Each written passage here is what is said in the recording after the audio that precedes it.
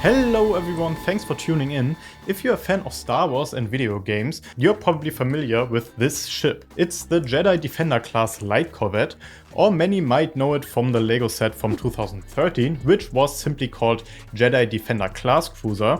And I came to notice that apart from our Darth Revan and Darth Malgus lightsabers, this is our first Old Republic build. This massive build was designed by a new builder on the channel who goes by Bob de Quatre, both on Instagram and on Flickr. Feel free to check out their amazing stuff. When I first saw pictures of this build online, I knew instantly this needed to be added to the web store, and I'm super happy that Bob de Quatre felt similarly and created instructions and parts lists for this beautiful model, and you can find those on BrickVault.toys or via the link in the video description. With your purchase, you not only support us, but also the amazingly talented builders we work with like Bob, so make sure to check it out right after watching this video. For everyone still wondering what exactly we are looking at, this ship was seen in the massively popular multiplayer online role-playing game Star Wars: The Old Republic that was released back in 2008. This ship itself was primarily used by the Jedi of the Old Republic as a mobile operating base, but it was also equipped with a bunch of weaponry and shielding. This LEGO rendition is not quite minifigure scale,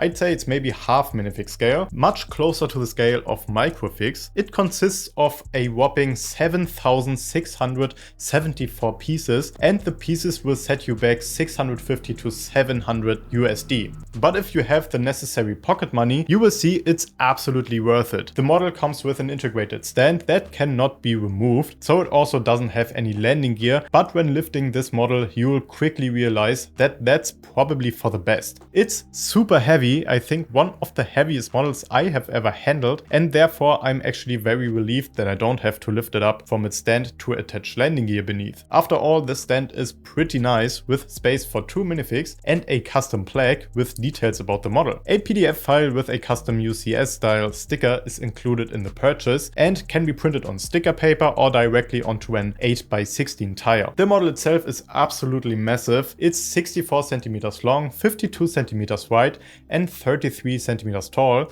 Here is the memory card that I'm recording this on as a size reference. Wait.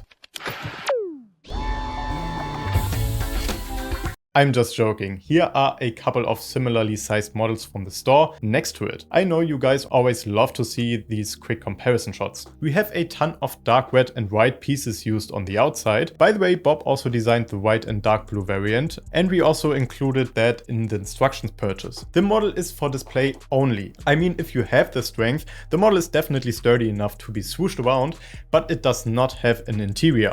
So what you see is what you get. The building process was really nice though. Tons of Technic pieces to build up the skeleton of the ship to make it as sturdy as it is, and then you build up all the different sub-assemblies that then get attached to the skeleton. In the front we have a very lengthy cockpit area. I really like how the trans light blue pieces got integrated at a half stud offset. I also like the way these grey strips are built using LEGO hotdog pieces inside, which is a great part for a build like this. And the actual windscreen area of the cockpit makes use of some snot, which means stud snot on top. There is enough room behind all the trans clear pieces you see on this build to light it up, like Bob did with his model. We haven't included a lighting guide in the instructions, but I'm sure it's not too difficult to do, but let me know if you'd like us to add a lighting guide as an update. In typical Star Wars fashion, this model also follows the trademark sandwich style that a lot of ships have. Basically what this means is you have a plate on top and on the bottom, and in between there is room for a ton of greebling, which is the LEGO word for mechanical details that make a sci-fi design look sci-fi. These larger panels on top aren't connected, and you can get a glimpse of the inside and see how it gets built. Like I said, tons of Technic to make it rugged.